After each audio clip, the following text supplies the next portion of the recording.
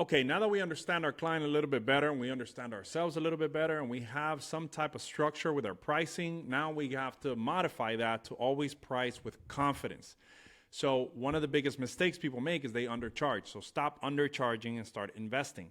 I had a coach tell me yesterday that he wanted to charge $30 a month with check-ins for online training, nutrition check-ins, and check-ins on results. And he was going to charge that $30 a month, included a half-hour call every week.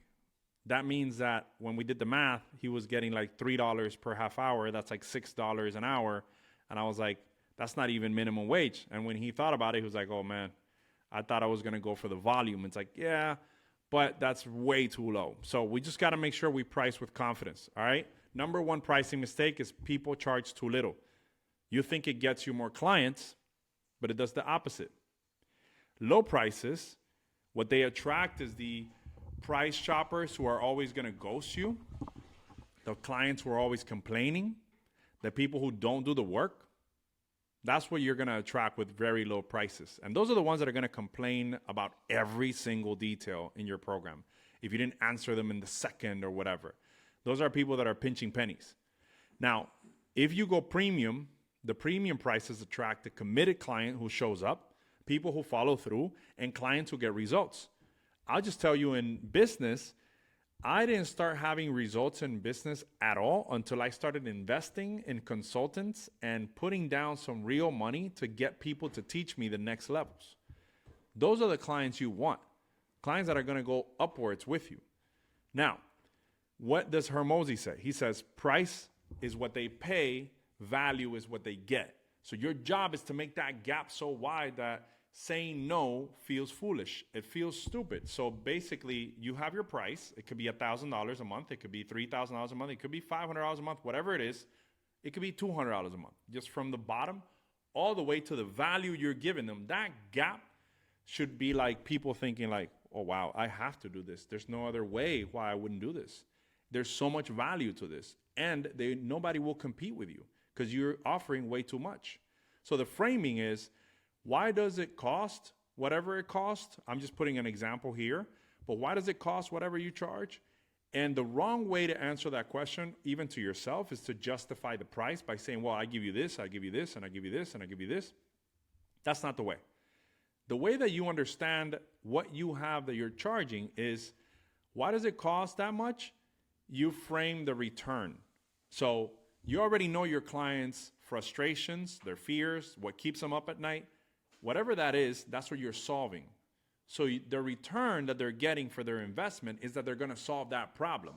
That's more powerful than whatever it is of a list that you're giving them in detail. It's the list is what you're getting. The value is so high that it's going to give you this result. That's why you're paying, because you want the result. So whatever investment it is for them, after you get a certain amount of clients, you can start moving up the price and going higher. But you need to understand the return on investment for them. So you're telling them for this amount of money, you're going to return on your investment. And for you as a business owner, you can 2x, 3x, 4x the investment of time and marketing if you just keep charging a higher price for framing the return, whatever they're going to get. Because you're not selling a cost. You're selling an investment with a measurable return. So if you can sell them the thing and you're going to get them the results in that certain amount of time, that's what they want. Chris Do says that the only thing between you and your price is your belief. If you don't believe that it's worth whatever it's worth for you, neither will they. They can feel it. They know if you have confidence in your pricing. So before, as coaches and trainers, and maybe just business owners in general, we think per hour, per session. We're locked in. Okay? Now we got to think per program. That program that we're designing and building for you, that name of a thing that we did a couple videos ago in the video right before this one, we're looking at that program as the result machine for them. That's what we're selling, not your hour of time. Okay? You're going to have the same certifications, the same knowledge, just different packaging, different confidence. Not too long ago, nobody was buying water bottles.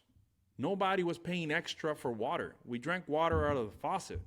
Some way, somehow, we started being sold a certain water bottle. And if you go to the Fiji water bottle, for example, it's square and they charge even more for that water. It's the same water at the end of the day. There's nuances in how they process it, but at the end of the day, it's water. So confidence closes with proof. You need to start getting proof so that you can feel confident about your prices. Every client's results, have it on your presentation. Talk about it in everything you do. Every testimonial, have it in your presentation. Talk about it with everything you do. Every screenshot of someone hitting their goal, talk about it in your presentation. Put it in everything you do. Start where you can say the number of what you charge without flinching. Then you raise it every quarter as your proof stacks up. For me, the last time that we did upping in prices is when the salesperson that we have in our program was able to understand that this price is okay. It took us a little bit longer. For us, it took a year. But I recommend if you can do it every quarter, that's great. You don't have to go up by too much, 20% maybe, 10 to 20%. That's completely fine. And at some point, you have to make your own decisions on how you're going to do that. But your assignment is the following. Set your prices for all 3 tiers like we did before. Just make sure you adjust them. Use the offer tier template that I put. Then post it in your community. If it scares you a little, they're probably right. That's the right price. And set up payment plan options. I'm not saying don't have payment plan options for people that have a little bit of friction to pay. The payment plans reduces the friction without reducing your prices. So price is what they pay, value is what they get. Make the gap so wide that saying no feels foolish. If it scares you a little, it's probably right. All right? Let's go.